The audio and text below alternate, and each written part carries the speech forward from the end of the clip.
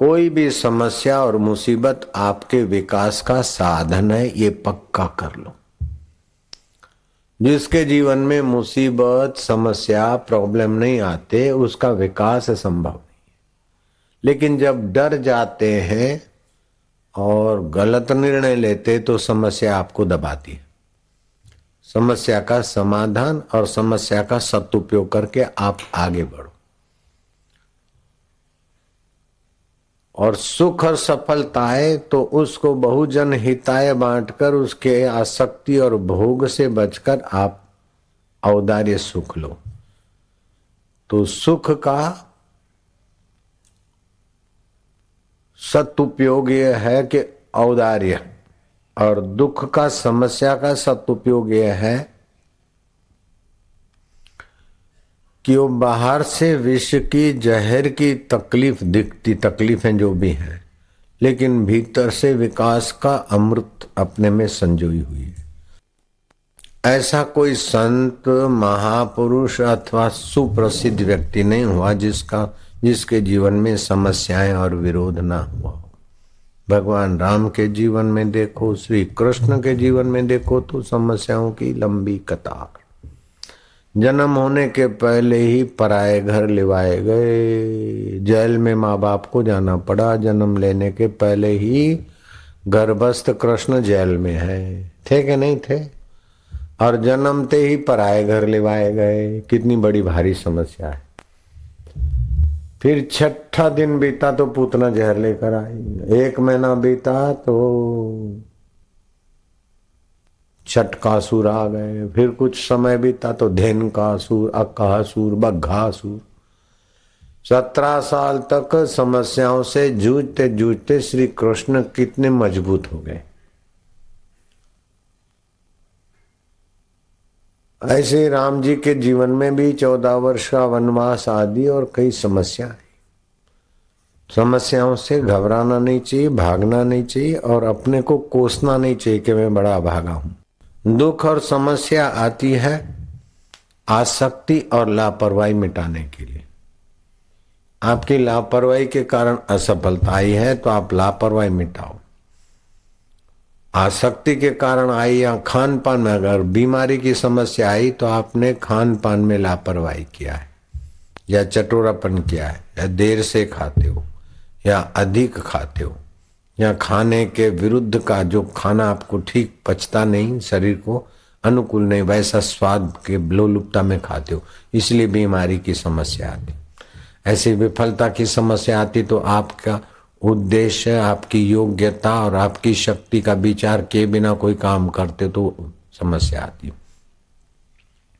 तो अपनी रुचि, अपनी योग्यता और अपना साधन समझकर निर्णय करना चाहिए, फिर उसमें लग जाना चाहिए। और सबसे बड़े में बड़ा उद्देश्य ये है, लोगों को उद्देश्य का पता ही नहीं। बोले मेरा उद्देश्य है डॉक्टर बनने का, वकील बनने का, उद्योगपति बनने का, बढ़िया पति मिल जाए मेरा उद्देश्य, बढ़िया पत्नी मिल जाए मेरा उद्देश्य। तुमको पता ही नहीं है तुम्हारा उद्देश्य है, बिल्कुल झूठी बात है। पड़ोसी चला जाए ये मेरा उद्देश्य है, अथवा पड़ोसी फलाना मेरी बात माने ये उद्देश्य है। नहीं नहीं, उद्देश्य के हल्के हल्के नाम तुम जानते हो, लेकिन असली उद्देश्य तुम्हारा 2 है।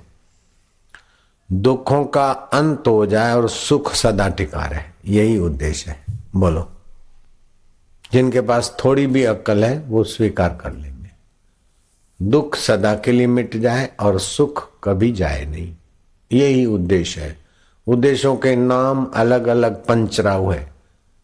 शादी कर लूं तो सुखी हो जाऊं, अब पत्नी अनुकूल नहीं है तो बोले छूटा छेड़ा हो जाए तो सुखी हो जाऊं, धंधा करूं, पैसे कमाऊं तो सुखी हो जाऊं, और धंधा अच्छा नहीं करता तो धंधा बदलूं। उद्देश्य आपका सुख का है, दुख मिटाना और सुख को थामे रखना। ये एक व्यक्ति का नहीं, सभी व्यक्तियों का है। चाट पकोड़े खाने वाले का भी उद्देश्य सुख है, शराब और कबाब खाने वाले का उद्देश्य भी सुख है, और ये नीच खुराक छोड़कर सात्विक भोजन करने वाले का उद्देश्य भी सुख है, पैसा कमाने वाले का उद्देश्य भी सुख है, और दान पुण्य करके भविष्य उज्जवल करने वाले का उद्देश्य भी सुख है। पैसा का त्याग करते वो भी उद्देश्य सुख है, और पैसा इकट्ठा करते तो उद्देश्य सुख है। दोस्त से मिलते तो उद्देश्य सुख है, और दोस्त जरा ऐसा वैसा है तो लड़ते तो उद्देश्य सुख है। बोलो, चोर चोरी करता है तो उद्देश्य उसका सुख का ही होता है, दुखी होने के लिए चोरी नहीं करता। तो ये साधन छोटे मोटे काल्पनिक अलग अलग हैं, लेकिन उद्देश्य सभी का एक है, सुख में स्थिति हो जाए और दुख से पल्ला छूट जाए। बोलो, और जहां अच्छा लगता है, सुख मिलता है, वहां सारी सुविधाएं छोड़कर बैठते। अब तुम्हारा उद्देश्य अगर सुख नहीं होता तो यहां सुविधा तो कुछ नहीं है, चिपक के बैठना पड़ता है। पानी पीने जाना हो तो नहीं जा सकते, बाथरूम जाना हो तो उठना संकोच है, बात करना है तो मुश्किल है। ये सब सहन करके भी तुम बिना साधन के, बिना सोफा के, बिना कुर्सी के, बिना एसी के, बिना नाश्ता पानी के तुम यहाँ घंटों भर बैठे हो, और फिर तुमको अंतर आत्मा का थोड़ा थोड़ा झलक या सुख मिल रहा है, तो सुविधा की ऐसी तैसी सुख का रस तुमको बिठा के वह बैठा है। और इस सुख के रस में थोड़ी पुण्याई है, समझ है, तभी बैठे। मनुष्य जन्म बड़ा दुर्लभ है, 84 लाख योनियों के बाद मिलता है। कभी करुणा करके नर देह देते भगवान। मनुष्य जन्म तो दुर्लभ है, उससे भी ज्यादा दुर्लभ है श्रद्धा। श्रद्धा भी मिल जाए, मनुष्य जन्म भी हो जाए, लेकिन कई लोग मंदिर में, मस्जिद में, इधर उधर उतने में घूम घूम के जीवन पूरा कर लेते। लेकिन फिर भगवान की कथा वार्ता में श्रद्धा प्रीति हो जाए तो ये उससे भी ऊंचा है। और कथा वार्ता के अपेक्षा सत्संग में रुचि हो जाए तो ओहो, ये तो बहुत दुर्लभ है। और ऐसा सत्संग तो कभी कभी मिलता है। कथाएं तो कई जगह होती रहती, मंदिर तो कई जगह मिलते रहते, लेकिन हृदय मंदिर में ले जाने वाला ब्रह्म ज्ञान का सत्संग तो अत्यंत दुर्लभ है। मनुष्य जन्म दुर्लभ है, दृढ़ श्रद्धा दुर्लभ है, धार्मिक टिका रहना दुर्लभ है, उससे भी ज्यादा कथा वार्ता मिलता रहे ये दुर्लभ है, उससे भी ज्यादा सत्संग मिलता रहे, और सत्संग से भी ज्यादा दुर्लभ है कि आत्म साक्षात्कारी महापुरुष गुरु रूप में मिल जाए, ये तो और दुर्लभ है। तुमने कई बार सुनी है प्रीतम दास की कथा, आनंद मंगल करूं आरती, हरि गुरु संतनी सेवा, कहे प्रीतम ओढ़खो अणसारे, हरि ना जन हरि जेवा। अब पिताजी पाए तब पाए, पहले तो हम पाले। तो ये सोचते सोचते एक रात को उदालक चुपचाप अपना राजमहल को, राजलक्ष्मी को दूर से प्रणाम करके रात को भागा। रात भर भागता रहा, सुबह तो घोड़े सवार खोजेंगे, तो फिर वो उदालक कहीं छुप के बैठ जाता था, झरने वरने के नजीक कोई गुफा गिरी में पेड़ों के। फिर रात्रि को भागे। ऐसे करके राजा के राज्य का जो जंगल था, अपने राज्य में पहचान वाले हैं अथवा घोड़ेसवार आएंगे, दूसरे राज्य की सीमा में पहुंचकर उसने एक जंगल में अच्छी गुफा खोज ली, और वहां से घास फूस लाकर आसन बनाया, और वहां बहुत साधना करने लगा, और अपने मन को समझाता कि रे मन, वही का वही रोज खाना पीना पहनना ओढ़ना, दुखी सुखी होकर आयुष्य पूरा करना, क्या इसीलिए मनुष्य शरीर मिला था? तू लग जा मन, मैं तेरे साथ जुड़कर बहुत दुख पाया, माताओं के गर्भों में भटका, पिता के शरीरों में लटका, अब मुझे जन्म मरण के दुखों से पार होकर अपने सच्चिदानंद सुख स्वरूप आत्मा परमात्मा का अनुभव करने दे। तू आंखों के साथ मिलकर इतना इतना देखा, ये निगुड़ी आंख तो एक दिन जल जाएगी। अरे मेरा निगुरा मन, तू नाक के साथ मिलकर कई सुगंधी भरी, लेकिन ये नाक भी, एक टेरवा भी जल जाएगा। जीभ के साथ मिलकर कई रसास्वाद लिए, लेकिन अंदर का रस भूला के बाहर के रस में तू भटकाएगा। आ लूली लटका करी કરીને मुई बड़ी मरसे आई। આટલી બધી વેરાયટીઓ ઘરમાં બનાવવાની શું જરૂર છે?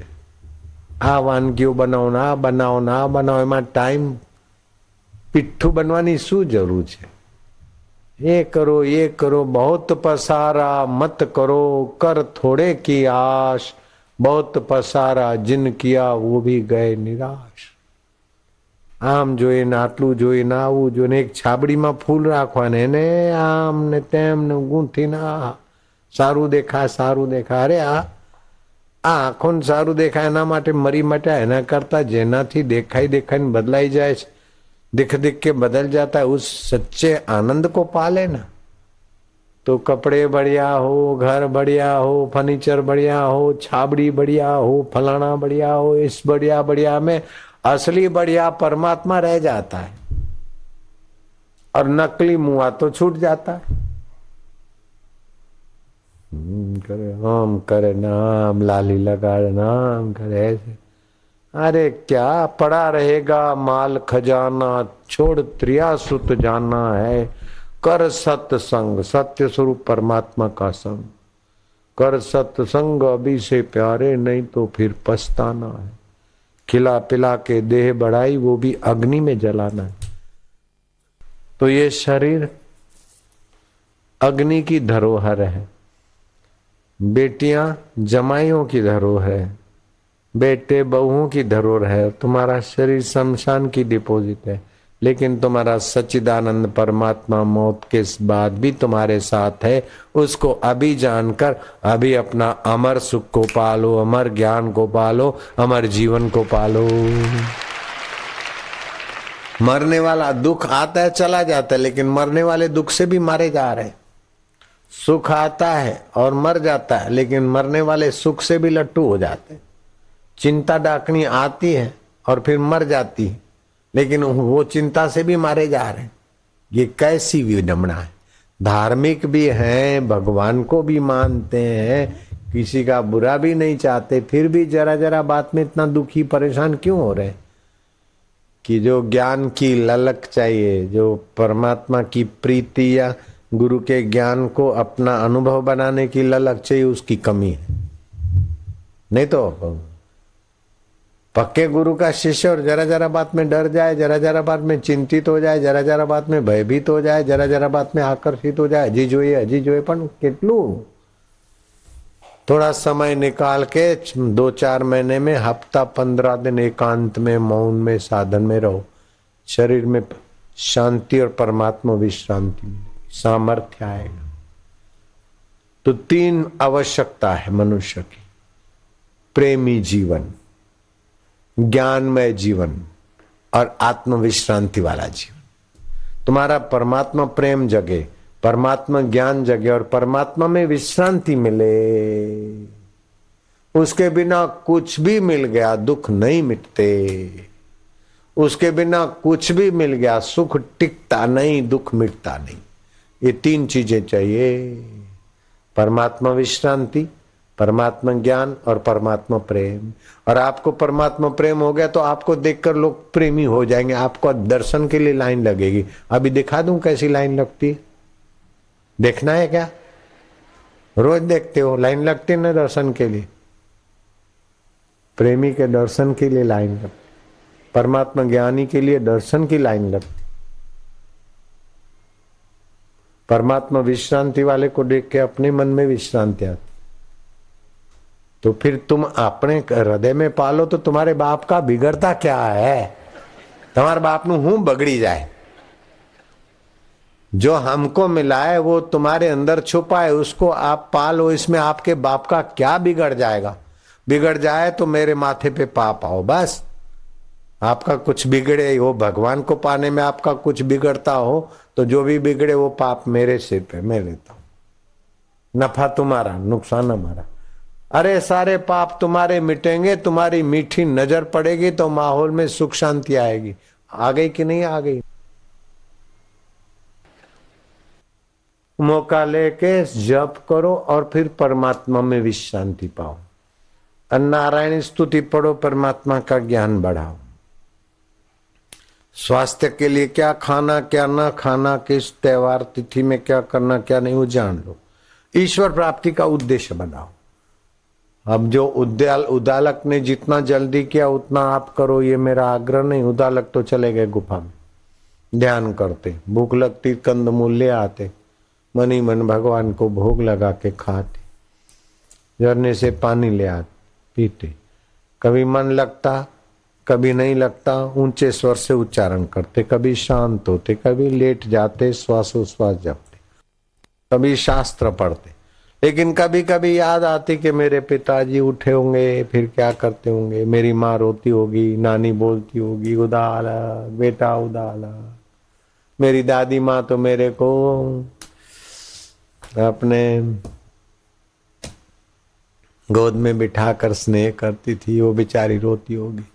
फिर बोले अरे मन, कौन से जन्म की कौन सी दादी और कौन से बाप, तेरे कितने बाप बदल गए, तेरी कितनी दादियां और दादे बदल गए, तू कितने का दादा हुआ होगा। अब इस परंपरा का अंत करके उस अनंत स्वरूप, सत्य चित्त आनंद स्वरूप, प्रेम स्वरूप, ज्ञान स्वरूप परमात्मा में विश्रांति पा।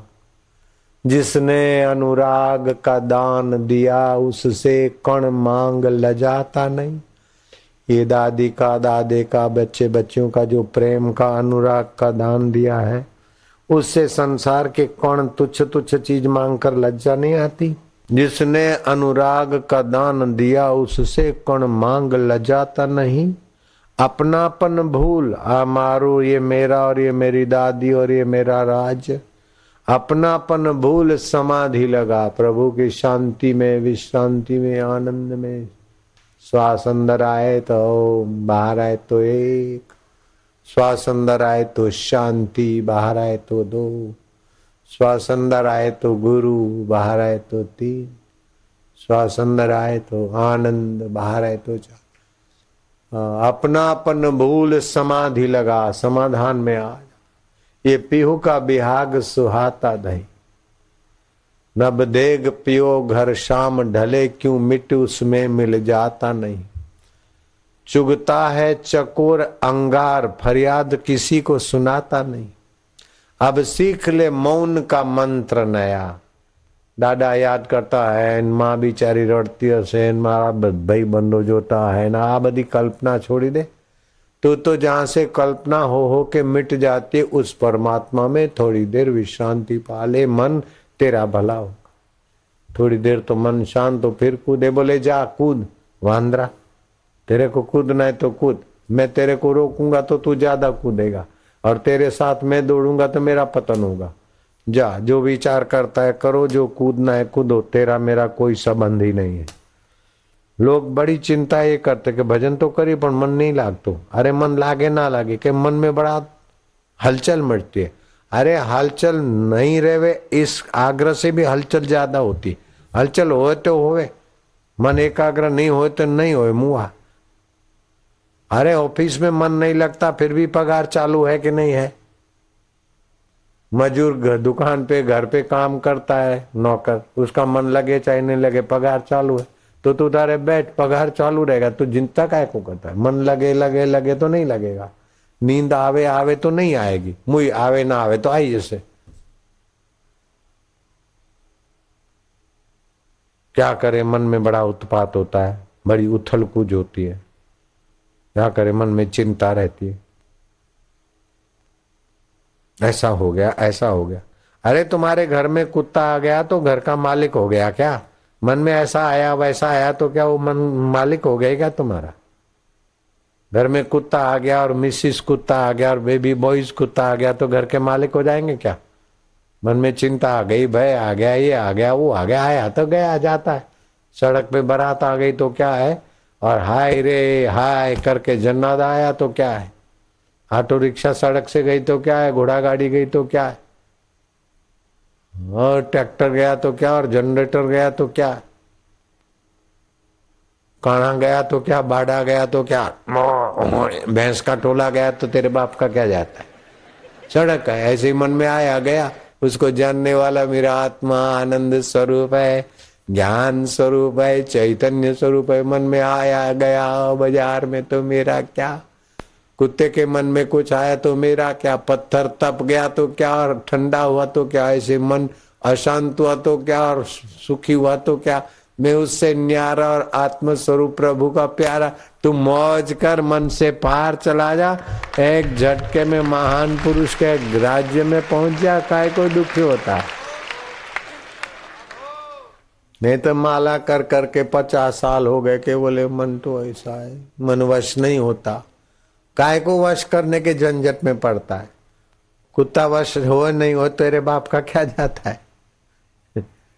क्या करे, ऐसा हो गया ऐसा हो गया, अब दया करो बापू मेरे को, बस सतत साधना करो, अब ऐसा कर दो वैसा कर दो। अरे ऐसा कर दो वैसा कर दो के झंझट में काय को पड़ते।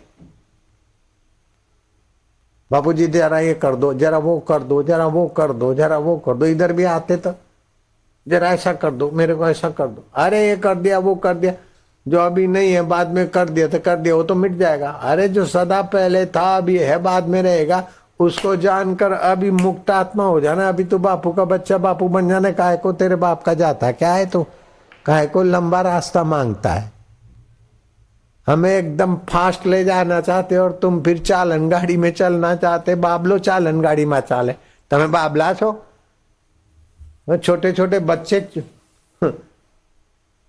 वो चलना सीखते हैं, तुमको अभी चलना क्या सीखना, तुम तो छलांग मारो बस। हरिओम तत्सत, संसार गपसप। हरिओम तत्सत, दुख सुख गपसप। हरिओम तत्सत, चिंता भय गपसप। आदर तथा अनादर, बोलो आदर तथा अनादर। वचन बुरे जूं भले, वचन बुरे यूं भले। निंदा स्तुति जगत की, निंदा स्तुति जगत की। धर जूते के तले, धर जूते के तले। निंदा हो गई तो निंदनीय काम नहीं करें, फिर निंदा होती है तो मुई हो जाए तो हो जाए, मरने वाले शरीर की निंदा। तो आप उद्देश्य बना लो कि हम परमात्मा, हमारा उद्देश्य क्या है, ये चाहिए, बिल्कुल कल्पना है। पक्का उद्देश्य है सत चित आनंद, सदा आनंद में रहे और दुख हमको छुए नहीं। तो जहां दुख नहीं पहुंचता और सदा आनंद है, उस आत्मा के ज्ञान को पालो बस। सदा दिवाली संत की, सदा दिवाली संत की। आठों पहर आनंद, आठों पहर आनंद। अकल मता कोई उपजा, अकल मता कोई उपजा। गिने इंद्र को रंक, गिने इंद्र को रंक। तीन टूक को पीन की, तीन टूक को पीन की। भाजी बिना लूण, भाजी बिना लूण। तुलसी हृदय रघुबीर बसे, तुलसी रघुवीर। तो इंद्र बापड़ा कूण, तो इंद्र बापड़ा कूण। तो हृदय में जो सतचित आनंद स्वरूप रघुवीर परमात्मा का ज्ञान हो जाए तो इंद्र तो बापड़ा लगता है। क्योंकि इंद्र मानते हैं कि जब अप्सराएं नाचे और बराबर यश गान हो तभी मजा आवे, और वो जिसको आत्मा का सुख मिल गया तो जहां जाता है मजा ही मजा। हर रोज नई एक शादी है, हर रोज मुबारक बाजी है। नहीं होती मुबारक, कितने लोग आते हो मुबारक करने को, प्रणाम करने को नहीं आते। हर रोज नई एक शादी, हर रोज आत्मा परमात्मा का नया नया सुख आनंद। बुढ़ा और लाचार निराश आदमी भले सोचे कि अरे क्या सूरज पुराना है, लेकिन उत्साही आदमी तो सूर्य नारायण को रोज नई खुशी, नया प्रकाश, नया जीवन, नवो दिवस दर रोजे नवो दिवस था। बोलो भले कितने सोमवार आ गए, लेकिन कल का सोमवार प्रभात नहीं लगेगी हमको, नहीं लगेगी क्या? हाँ। हर रोज नई एक शादी है, माना खुशी है, शांति है, आनंद है, परमात्मा रस है। न हर रोज नई एक शादी है, हर रोज मुबारकबाजी है। जब उमड़ा दरिया उल्फत का, जब उमड़ा दरिया उल्फत का, हर चार तरफ आबादी है। आबादी माना खुशी, प्रेम। हर रात नई एक शादी है, हर रोज मुबारकबाजी है। रात्रि को सोते समय नई खुशी और उस प्रभात को आनंद, तो रोज फिर मुबारकबाजी वाले हाजिर।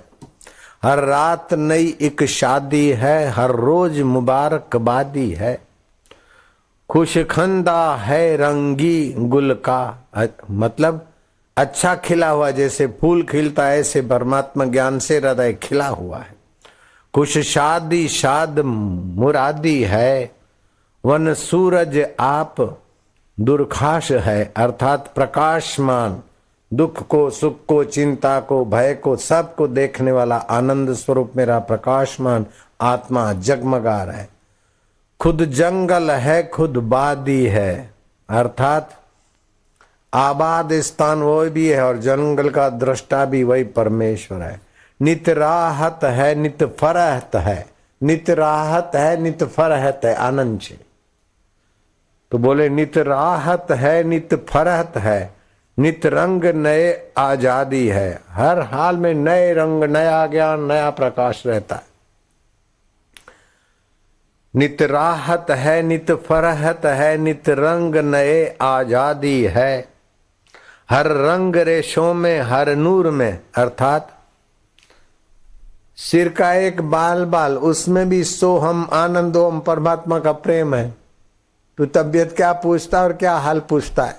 मेरा रोम रोम उस रंग में रंगा है तो हालचाल किसका पूछता है। हर रंग रेश में हर मुंह में सिर का बाल बाल में अमृत भर भर भरपूर हुआ। सब कुलफत दूरी दूर हुई, अर्थात ईश्वर की दूरी, मुझे मोक्ष मिले, मुझे भगवान मिले, मुझे सुख मिले, मेरा दुख मिटे, ये सब पचड़ा सारा दूर चला गया। सब उल्फत दूरी दूर हुई। मन शादी है ऐ मर्ग से चूर हुआ, अर्थात अनंत आनंद के बढ़ने से उछलने से मृत्यु का भी भय नहीं रहा, क्योंकि मरता है तो शरीर मरता है, शरीर मैं हूं नहीं। और जहां मौत नहीं पूछती वो मैं अमर आत्मा हूं। हर वर्ग बधाइयां देता है, अर्थात प्रत्येक पत्ता पत्ता ज्ञानी को देखकर आनंदित होता है। जीव जंतु मनुष्य पशु पक्षी भी ज्ञानी को देखकर खुश हो जाता है। ज्ञानवान महापुरुष की मुर्दे पर भी नजर पड़े तो मुर्दे की दुर्गति रुक जाती है और सदगति होने लगती है। तो महाज संत को क्या पूछता है कैसी है तबियत है। हर जर्रा जरा तुर हुआ, अर्थात जर्रा जरा तेज और ज्ञान में बदला। जो है सो है अपना मजहर, अर्थात झांकी का स्थान है। जो कुछ है आंखों से भी मैं ही देखता हूं, कानों से मैं ही सुनता हूं, मन से सोच विचार को मैं ही जानता हूं। ये सब बदलने के बाद मैं ही मैं भरपूर हूं सभी के तनों में, जरे जरे में।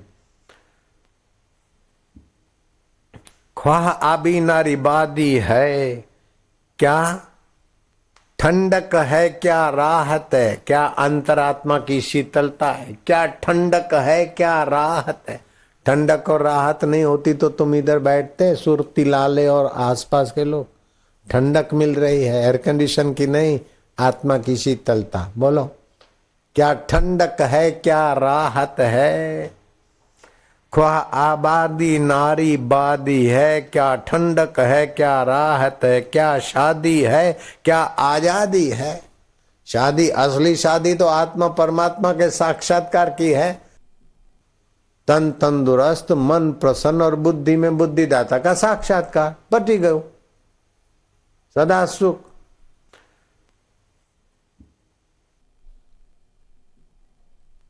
चेतन और ज्ञान अलग है कि एक है।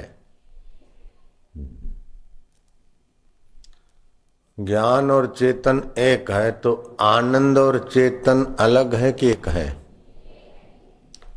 तो ईश्वर का स्वरूप क्या है। जो ज्ञान है चेतन है आनंद स्वरूप है वह ईश्वर है। श्री कृष्ण तो ईश्वर का अवतार है, राम जी अवतार है, शिव जी अवतार है, ईश्वर राम जी के पहले थे कि नहीं थे? कृष्ण के पहले ईश्वर थे कि नहीं थे?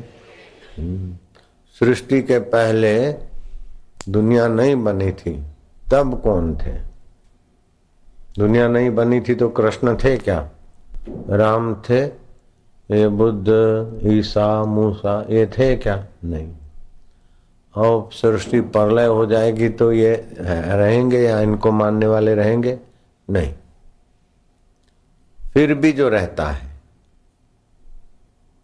उसको बोलते सत्य, उसी को बोलते चित्त और उसी को बोलते आनंद, और वो ज्ञान स्वरूप है। तो ईश्वर ज्ञान स्वरूप है कि नहीं है? है। अगर ईश्वर अज्ञानी है तो सृष्टि बनाई कैसे? कर्म का फल कैसे देंगे? तो ईश्वर ज्ञान स्वरूप हुए, पक्की बात है। चेतन स्वरूप भी हुए। ज्ञान चेतन में होता है। केबिन को, माइक को पता नहीं मैं माइक हूं, हाथ को पता नहीं मैं हाथ हूं, मेरे को पता है तो मैं चेतन हूं। मान गए? मैं ज्ञान स्वरूप हूं, मैं आनंद स्वरूप हूं। और ईश्वर से मैं अलग होकर ज्ञान, चेतन, आनंद रख सकता हूं कि ईश्वर के साथ जुड़कर रख सकता हूं। ये मेरा जो श्वासोश्वास है, जो मेरे शरीर में चल रहा है श्वास, सारे शरीर में जो प्राण वायु है, लेते तो श्वास है लेकिन अंदर जाते 10 प्रकार हो जाते इसके, प्राण, अपान, व्यान, उदान, समान, कुर्म, ये वो। तो मुर्दे का भी श्वास निकल जाता है फिर भी प्राण तत्व रहता और फूल जाता है, नहीं रहता। अंदर बैक्टीरिया जीवित रहते, मुर्दे के अंदर नहीं रहते। हाँ। तो अब सत्संग का फल और सत्संग की ऊंची बात, ईश्वर तत्व की ऊंची बात समझना बहुत जरूरी है। नहीं तो ये कीर्तन, राग, यात्राएं ये तो सब अपनी अपनी जगह पर है, ठीक है, लेकिन आखिरी मंजिल तय नहीं होगी। तो आखिरी मंजिल क्या है? तुलसीदास जी की भाषा में, तुलसी बिनु रघुवीर पद, जिय की जरनी न जाई। उस रघुवीर पद अर्थात राम ब्रह्म परमार्थ रूपा। राम जी ब्रह्म है, ब्रह्म उसे कहते हैं कि जो ठसाठस भरपूर व्याप रहा हो। राम ब्रह्म परमार्थ रूपा। और शिव जी क्या कहते हैं रामायण में? उमा राम स्वभाव जे ही जाना। उमा माना सती पार्वती। उमा राम स्वभाव जे ही जाना, ताही भजन तजी भाव न आना। जिसने भगवान के स्वभाव को जाना है, अर्थात ब्रह्म स्वभाव को जिसने जाना है, वो उसका भजन छोड़कर दूसरे भाव में नहीं चिपक सकता है, फिसल सकता है। अर्थात अपना ब्रह्म स्वभाव को जिसने जाना, वो सब कुछ करते हुए भी कहीं चिपकेगा नहीं। न दुख में चिपकेगा, न बाह्य सुख में चिपकेगा, न यश में, न अपयश में, न निंदा में, न स्तुति में, न स्वास्थ्य में, न बीमारी में, न शत्रु में, न मित्र में, न अपने में, न पराये में। उसको बोलते निर्लेप। अब नानक जी के पास चलो, ब्रह्मज्ञानी सदा निर्लेपा। जिसको उस ब्रह्म परमात्मा का ज्ञान हो गया, वो सदा निर्लेपा। तो कैसे, कहीं अलग जगह पर बैठ के भी निर्लेप होते हैं महापुरुष? बोले नहीं। कमल कीचड़ में उगता है और जल में खड़ा होता है, और जल से, कीचड़ से निर्लेप। ब्रह्मज्ञानी सदा निर्लेपा, जैसे जल में कमल आलेपा। राजा जनक राज्य कर ले तो आलेप है, और कृष्ण जी नरोवा कुंजरोवा करते तो अलेप है। राम जी करे हाय सीते सीते सीते, भाई लक्ष्मण, अब मैं क्या अयोध्या वालों को कहूंगा, लक्ष्मण लक्ष्मण। हनुमान जी तुम जरा प्रयत्न करो, जाओ जरा ले आओ संजीवनी, अपने भैया को स्वस्थ करें। रुदन करते हुए विलाप करते हुए भी श्री रामचंद्र जी निर्लेप है, जैसे रंगमंच पर कोई राजा बनने का खेल करता है और फिर थोड़ी देर के बाद रूप बदलकर कंगाल भिखारी बनकर आक्रांत करता है, और उस भिखमंगे के आक्रांत श्रोता देखकर आंसू बहाने लग जाते। लेकिन वो भिखमंगे के आक्रांत जो भिखमंगा करता है उस समय वो इतना दुखी नहीं है जितना देखने वाला रोने लग जाता है। दुखी पीड़ित आक्रांत करने वाले को देखकर हाय रे हरिश्चंद्र इतना कष्ट सह रहा है। तो हरिश्चंद्र की फिल्म देखते जो लोग आंसू बहा देते हैं अथवा किसी की दुखद घटना देखकर जो द्रवित हो जाते हैं, वो दुखद घटना का पाठ अदा करते समय इतना दुखी होता है क्या? देखने वाला तो दुखी हो जाएगा, वो नहीं होता। तो जैसे रंगमंच पर आदमी निर्लेप होकर राजा का पाठ भी करता है और एकदम पीड़ित व्यक्ति का भी पाठ करता, अपने अभिनय के साथ वो भीतर से जुड़ता नहीं है, ज्ञान में रहता है। ऐसे जिसको ब्रह्म परमात्मा का ज्ञान हो गया है, अपने सत्य चित्त आनंद स्वभाव को जिसने जान लिया है, वो सब कुछ करते हुए संसार में कहीं बंधते नहीं है, आसक्त नहीं होते हैं। अच्छा, तो वो ज्ञान स्वरूप सत्य स्वरूप आनंद स्वरूप ठसाठस भरपूर है। जैसे आकाश को छोड़कर ये मेरा शरीर रह नहीं सकता, आकाश से अलग जगह पर कहीं मैं रह सकता हूं क्या? ये शरीर आप यहां नहीं रह सकते। तो हमारे शरीर के अंदर जो आकाश है वो है व्यष्टि आकाश, व्यष्टि माना सीमित आकाश। बाहर जो आकाश है वो है समष्टि आकाश। तो ये व्यष्टि आकाश वाला देह समष्टि आकाश के साथ जुड़े बिना रह सकता है? अलग जा सकता है? मेरे मुंह का, कान का, हृदय का, पेट का आकाश इस बाहर के आकाश से हटकर कहीं जा सकता है? नहीं जा सकता। तो व्यष्टि आकाश समष्टि आकाश अभिन्न है, मिले हुए हैं। ऐसे ही मैं श्वास लेता हूं, ये है व्यष्टि श्वास, और बाहर का वायुमंडल है समष्टि श्वास। तो क्या मेरा या आपका व्यष्टि श्वास समष्टि श्वास के से अलग रह सकता है? ऑक्सीजन का पीपा भी बना दिया, फिर भी कब तक? एक व्यष्टि का सीमा बना दिया, कमरे को पैक कर दो तो व्यष्टि श्वास कमरे का ही मान लो। तो क्या कमरे को पैक कर दे, एयर टाइट कर दे तो जी सकते क्या हम? नहीं जी सकते। तो व्यष्टि श्वास समष्टि से अभिन्न है, जुड़ा हुआ है।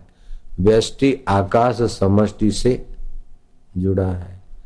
ऐसे व्यष्टि जो हमारे शरीर में अग्नि तत्व है, जो खाना पचाता है,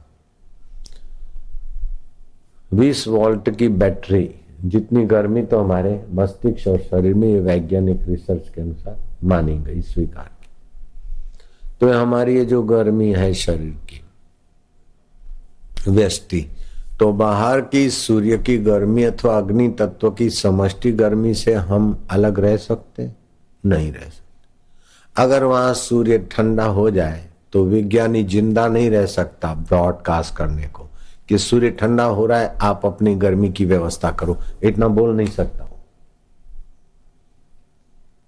तो हमारा व्यष्टि अग्नि तत्व, व्यष्टि वायु तत्व, व्यष्टि आकाश तत्व, व्यष्टि पृथ्वी तत्व समष्टि के बिना नहीं रह सकते। तो व्यष्टि और समष्टि का आपस में संबंध है जैसे तरंग और पानी का। ठीक है। ठीक इसी प्रकार मेरा व्यष्टि सत्य चित्त आनंद और समष्टि ब्रह्म का सत्य चित्त आनंद स्वभाव ओतप्रोत है। मेरी बुद्धि में नहीं आया इसलिए मैं दुखी हूं, मैंने स्वीकार नहीं किया इसलिए मैं दुखी हूं, मैं अपने को कुछ इतना सा मानता हूं इसलिए कुछ बनकर सुखी होना चाहता हूं, कुछ पाकर सुखी होना चाहता हूं, कहीं जाकर सुखी होना चाहता हूं। वास्तविक में मैं अब भी यहां पर इस समय जैसा जो भी हूं अपने आप में मैं समष्टि से एकाकार हूं। आकाश से जुड़ा हूं, वायु से जुड़ा हूं, जल से जुड़ा हूं। हमारे शरीर में जल तत्व है तो बाहर के जल से भी तो हम जुड़े हैं। तो ये पंच भौतिक शरीर समष्टि व्यष्टि पंच भौतिक शरीर समष्टि से अलग था नहीं, है नहीं, हो नहीं सकता। आपके घर में कूड़ादानी होती है ना, रसोड़े में सब छिलटे विलटे सब कचरा फेंक रखने का, तो बोलते हैं कि गंदगी फेंक के आओ। ये गंदगी तब तक गंदगी दिखती है जब तक धरती में गड़ी नहीं। अच्छा, वो कूड़ेदानी को धरती में गाड़ दो तो व्यष्टि की गंदगी समष्टि से मिला दो तो वो पवित्र हो जाएगा, खाद बन जाएगा, उपजाऊ बन जाएगा, पृथ्वी बन जाएगा। कूड़ा कचरा शरीर में अभी खाया है और शरीर का शौचालय से जो निकला वो व्यष्टि है, बदबू है, गंदा है, लेकिन धरती में समा जाता है समष्टि से तो फिर शुद्ध पवित्र हो जाता है। शरीर से पानी पिया और पेशाब के रूप में निकला व्यष्टि का तो गंदा लगता है, लेकिन गटर में नदी नालों में झूमते घूमते समुद्र में चला गया, समष्टि से मिल गया, बाष्पीभूत होकर वही गंगे हर होता है कि नहीं होता है? समष्टि से मिलकर गंगा माता बनता है कि नहीं बनता? जब व्यष्टि है तो उसके दुर्गुण उसके साथ जुड़ते हैं। अगर व्यष्टि का व्यष्टित्व विचार से या व्यवहार से हट जाए तो उसमें कोई दुर्गुण नहीं। अभी तो ये गटर का पानी पेशाब और गटर में गया, बड़े नाले में गया और घूमते फिरते समुद्र में पहुंचा। ठीक है। अथवा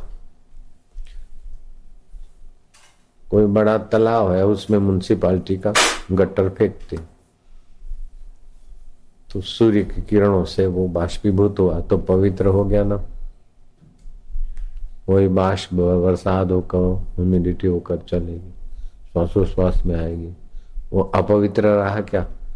व्यष्टि में अपवित्रता है, व्यष्टि में दुख है, व्यष्टि में कल्पनाएं हैं, समष्टि में कुछ भी नहीं। समष्टि अपने आप में ब्रह्म स्वरूप है।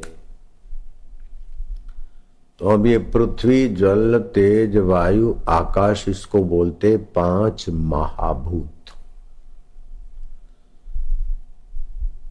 बोलते महाराज सारा सृष्टि परमात्मामय है, वासुदेव सर्वमिति, सब वासुदेव है।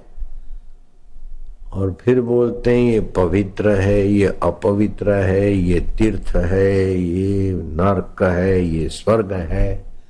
ऐसा क्यों है? आज अमावस्या है, आज पूर्णिमा है, आज पवित्र दिन है, ऐसा नहीं करना चाहिए, आज ऐसा ही करना चाहिए। जब सब वासुदेव है तो फिर ऐसा क्यों? ये सवाल साधक की बुद्धि में उठ सकता है, उठना चाहिए।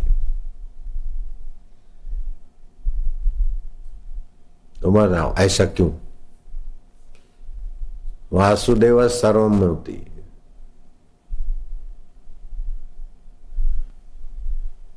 सिया राम मई सब जग जानी। सिया माना प्रकृति और उसके अंदर ओत प्रोत ब्रह्म, वो राम। सारा जगत सिया राम में है। सिया राम मई सब जग जानी, करऊं प्रणाम जोर जुगी पानी। दोनों हाथ जोड़कर उनको मैं प्रणाम करता।